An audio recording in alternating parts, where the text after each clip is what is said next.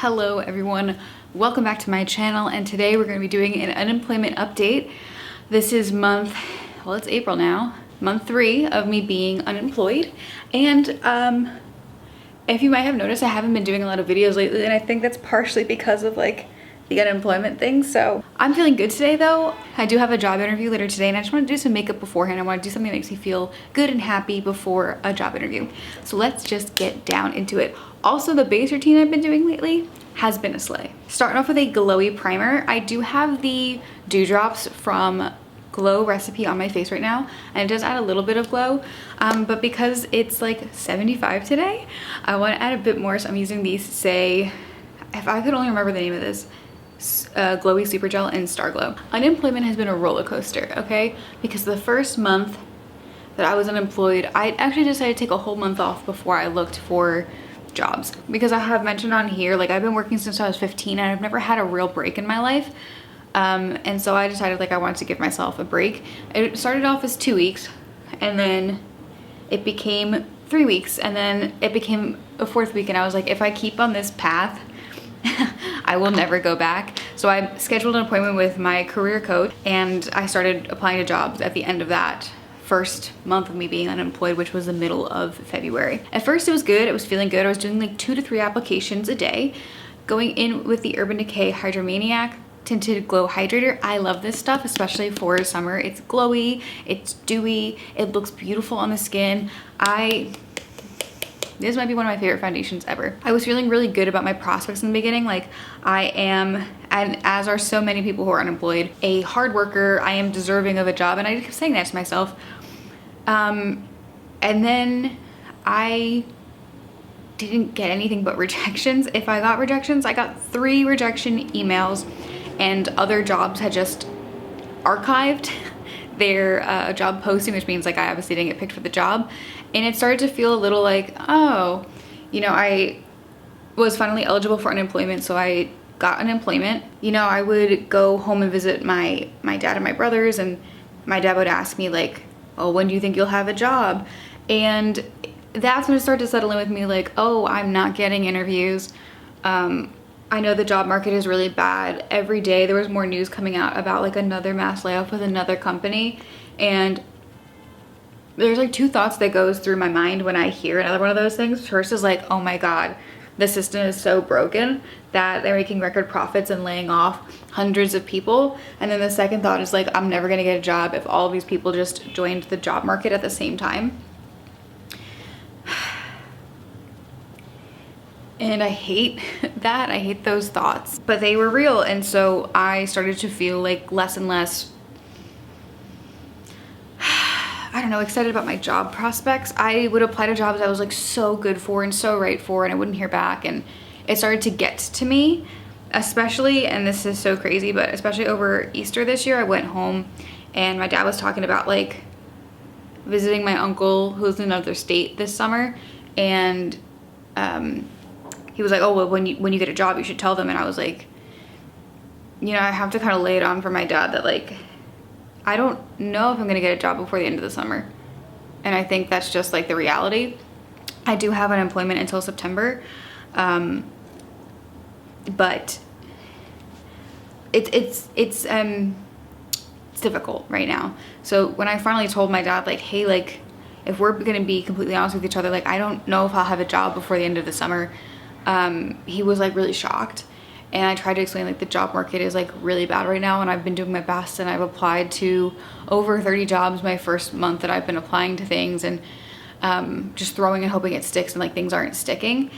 And his face when I said that made me feel so bad, because like obviously he just wants what's best for me, and he wants me to be employed and be able to, you know, like be financially stable and not worry about paying my bills and you know, all this stuff. But like the reality is I'm doing everything I can do, and nothing was happening. So I made my second appointment with my career coach, because I have 4, and she was asking me how it was going, and I was telling her like, you know, I really didn't really want to make a meeting with you because I have nothing to report. Like, nothing's been happening. I've just been getting rejections. I haven't been getting any interviews or anything like that. And so, you know, she kind of was like, you know, unfortunately, like, we have to do more in this job market. I had to reach out like with connections on LinkedIn, anybody who I had once worked with or gone to school with that worked at a company that I enjoyed or wanted to work for. I had to reach out to them and ask them just for time to talk about the company. And like, I had to network and I had to do all these things. And man, like, I said in the last video, I think, that like being unemployed makes me realize how much of a business it is, like how much of a business unemployment is in general, because there are all these services that charge for anything for like resume help or career coaches. I was lucky enough that like my ex job set that up for me, so I don't have to pay that out of my pocket, but it just feels like such a business that they don't ever want you to be employed, because then you won't need those services and a whole sector of like employment will fall off as a result of like low unemployment, which is an interesting just thing for me to realize. I didn't even tell you what concealer I was using. I've been trying out this serum concealer from Flower Beauty. I really do love Flower Beauty, and it was on sale and I decided to try it, and I like it. It's dewy, it's medium coverage.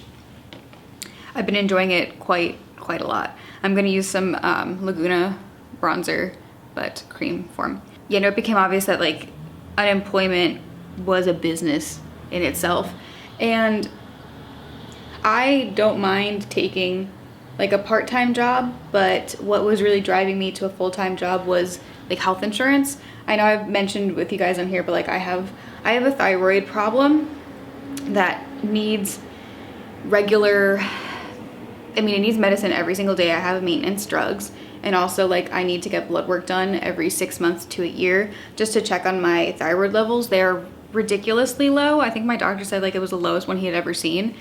And so like it's pretty crucial that I have access to healthcare and health insurance. And I have Cobra, and Cobra's expensive. But at least I had health insurance, but I only had that for a little bit. So it just felt like I had to get it all done. I had to get something done. Like I had to find this job. I had to do this. I had to do that. And it was getting really dehumanizing, not getting any emails back or not getting any responses anywhere, or, you know, reaching out for connections and not hearing anything back. And, you know, my career coach said that I should send thank you letters, and I thought about doing that. And it's just like, yes, I should do that. And at the same time, like, we should not have to kill ourselves to get a job. Back in the old days, you would just like go up to some place, give them your resume or mail it to them, and they would call you. Like, it has become so difficult for this generation. And I think like the internet has made it more difficult to find jobs, because now they could just like put a post up and then like not look at any of the applications. And you know, like articles have been coming out that like a lot of applications on like LinkedIn and Indeed are like fake. A lot of them are pyramid schemes. Like it's just a really like shitty job market to be in. And then after I got off my call with my career coach, you know, I had worked in higher ed before, and she was like, well, you know, a lot of higher ed jobs are hiring right now, which is abnormal. Like they don't usually hire. It's hard to get into. It's a really good job. So I had applied for a higher ed opportunity, and I went home for Easter, and I was feeling down about myself. I was talking to my brother about it, who had been unemployed for a year before he got his most recent job. And you know, we were lamenting together about the state of all of that. And I came home, I was on the elevator coming up to my floor, and I got an email that I had a phone interview for that higher ed job that I had applied to, you know, based on the recommendation of my career coach. And I think more than anything, like I needed a win. I looked at the job more, and like I don't know if it's a job that I want to do for a long amount of time. But the fact that like I have been tailoring my resumes and I'm doing all these things, and I didn't have to make a connection for this job. Like it just made it feel like, okay, you're doing the right stuff. So I had a phone interview last week, and it went really well, and I got a first round interview, even though that was an interview. They don't count it as an interview. It's so interesting in a very strange and I kind of hate it way, but I have another interview for today. So that gave me a little hope that like, okay, I've been applying for a month and a half, 2 months now, and I have my first interview, and that's promising. That's hopeful. I have a little bit of hope. Hope is so important right now because there's such a lack of hope in the world. I mean, we look around us and it's sad. So I took that little bit of hope. I've been really proactive about a lot of things being unemployed, and one of them was like I am on Cobra, but it's like a really bad insurance. Like I hated my health insurance, and also like I don't have an income, and there's no possible way I can pay my Cobra because that's like half of my, I would literally be using my unemployment and it wouldn't even cover both my Cobra and my rent. And so then like, yeah, you're in the red for everything, which is not ideal. Oh my God, I'm so itchy right here, but there's nothing here. So I had heard about like this service that will help you with health insurance through the state. And so I called them. Turns out that I'm eligible for health insurance through the state, and it's way more affordable than Cobra ever was or ever would be. And so I was approved for that. And now I don't feel like I have to take the first job that lands in my lap. Like before, it felt like because I had like a ticking time bomb for Cobra, I needed to find a job because I needed to get new health insurance. And that's the whole reason I really got into my last job, was because I needed health insurance. That's why I left the job previous to my last job, because they didn't give me health insurance. And so now I have health insurance for a year, which is incredible, because now it gives me the opportunity to take a part-time job if I need, you know, and I'll be okay. Like I don't have to take the first full-time job that lands in my lap, which is also, and that's why I'm such an advocate for universal health care, because like truly a lot of people get stuck in jobs they don't like, or stuck in places they don't want to be because of health insurance needs and their real needs. You know, I would die without my medicine. So it's important to have. Just a moment for this base here. Like, look at how beautiful this is. I haven't even set it with setting spray yet, but I'm going to, but I've been doing really well.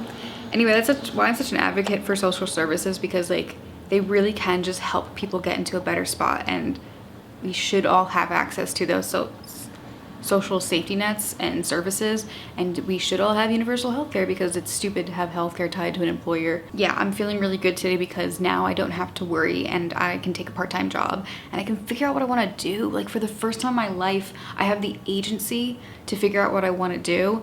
And like I did when I was out of college up until I lost my health insurance, but the problem was that was during the pandemic. I really did not have the agency to go and go after the things I wanted to do, because I mean that was a tumultuous environment as it was. I was kind of stuck in my own circumstances, and you can't really just, when the whole world was shut down, you know what I mean?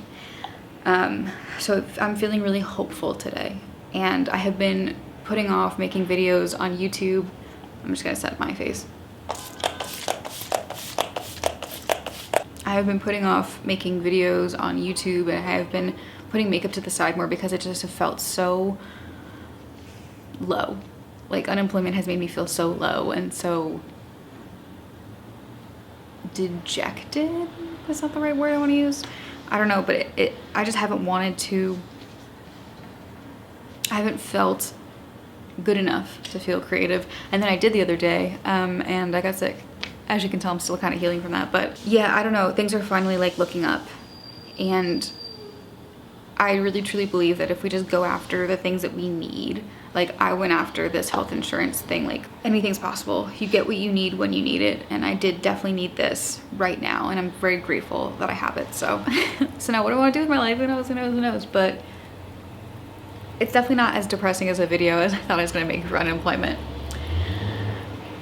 And I'll let you guys know how the job interview works out, and if I end up taking the job or what. And I'm actually like really excited about the potential to get like a job as a barista. I don't know why, or like a waiter or like a bartender. Like that brings me excitement and joy. I don't know. Maybe because I don't feel like I'm stuck in like I have to work a corporate job full time. It just feels like there's a realm of possibilities for me that are opening up. And yeah, I have to thank my friends who also get healthcare through the state, because like they're the ones who highlighted this for me. now, what have I been doing during unemployment? Because I think that's a very fun and important thing to talk about, because unemployment's not always just awful. First of all, this groundwork palette from Danessa Myricks, this shit, first of all, it smells beautiful, but it lives up to the hype. These pens here, the bigger ones, are pomades and the little ones are powders. It's truly been like life-changing. Like, the powders are so fucking good and the pomades are so beautiful. And I've just been enjoying this palette so much. I really want to get the new Bloom palette, but I am on a very strict no-buy situation. I'm allowing myself one item because this month is my birth month. I'm turning older this month, and I want to get myself something, like a gift to myself, because it has been really difficult being unemployed, and I'm really proud of myself for continuing to not only apply to jobs but apply to writing opportunities. And I've been getting a lot of rejections from writing opportunities, but I don't feel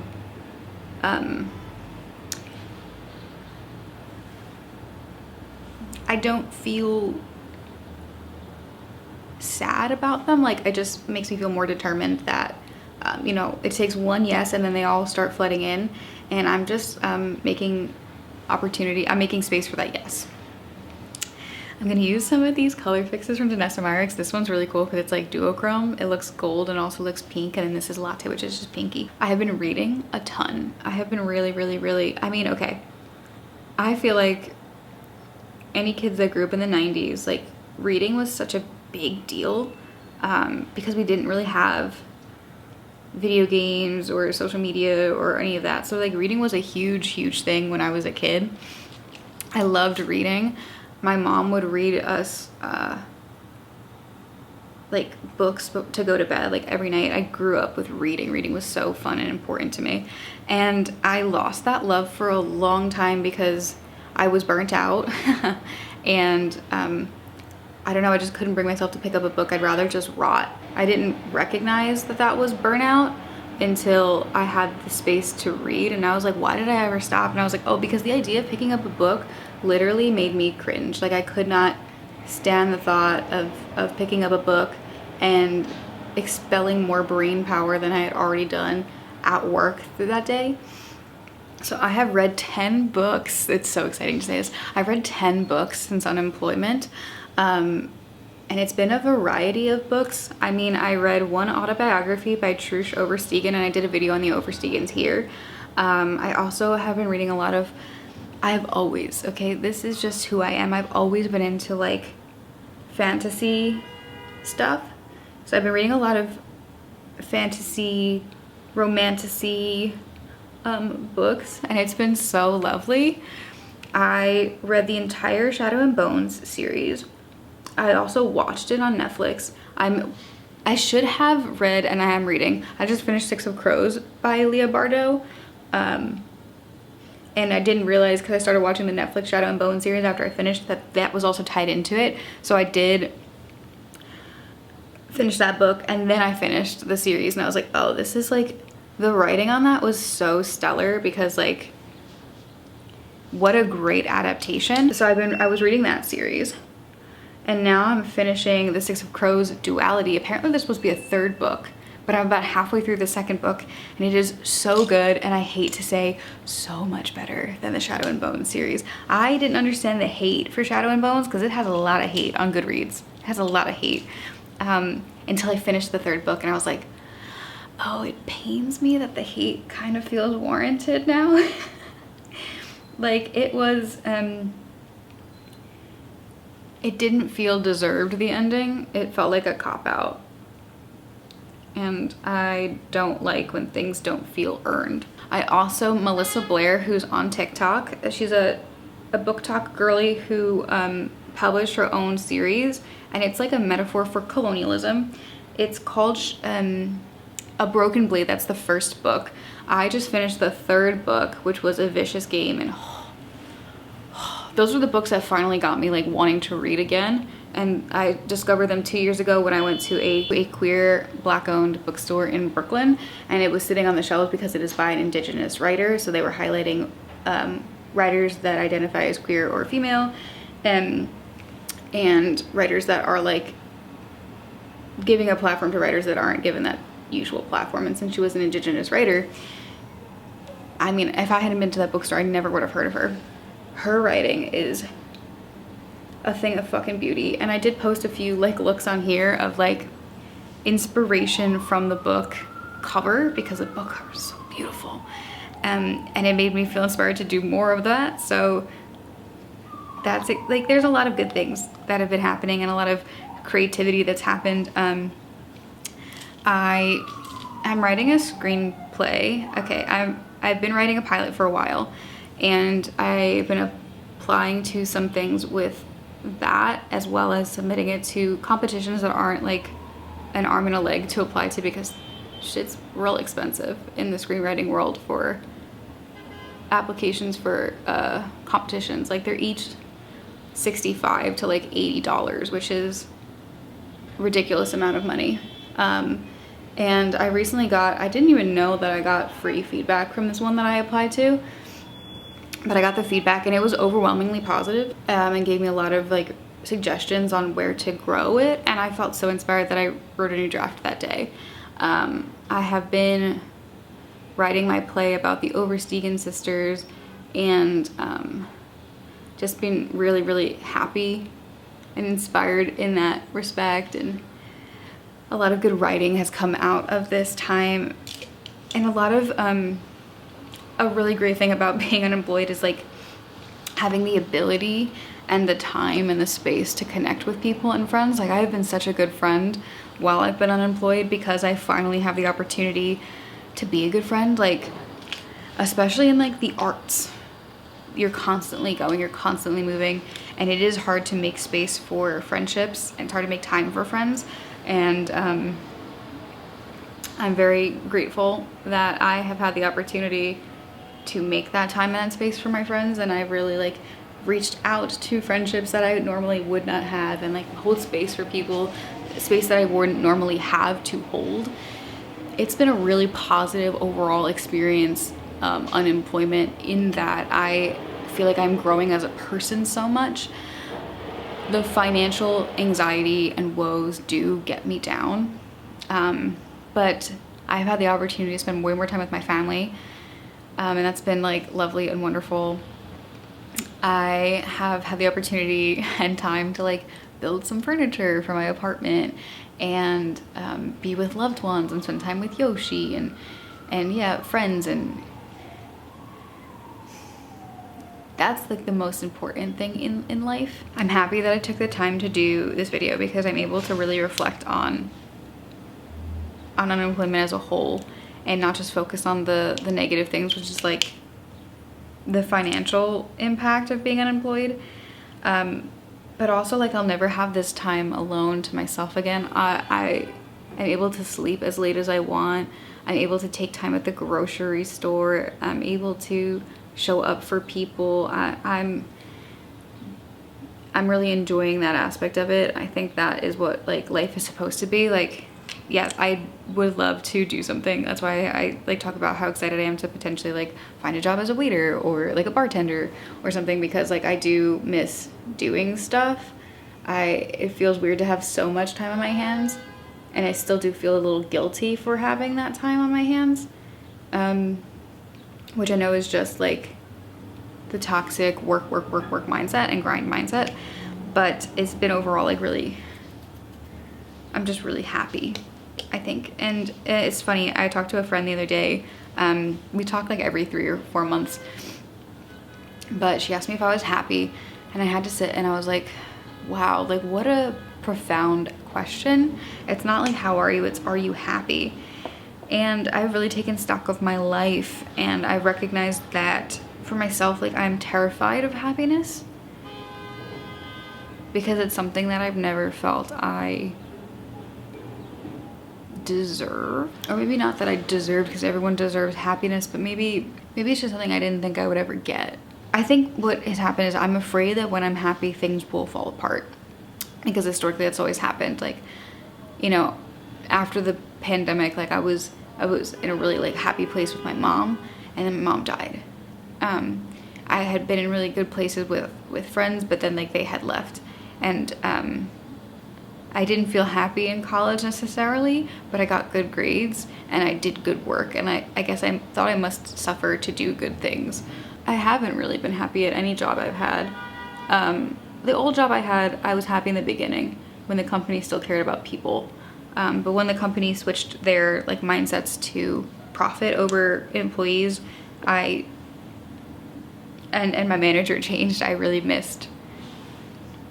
I wasn't happy there either anymore. But I think I'm happy now.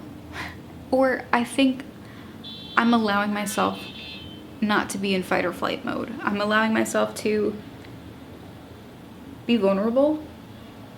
I'm allowing myself to make mistakes.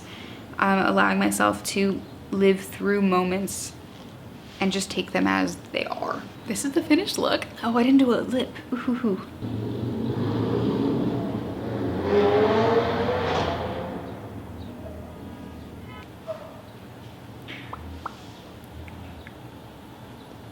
Okay, so now this is the finished look. Thank you guys so much for letting me come, for letting me go on this journey with you and giving me space to talk about things. And I hope, you know, the last video was kind of really pessimistic. I hope this one is way more bright, and I hope to do more talking videos and to feel as good for like an extended period of time as I do right now.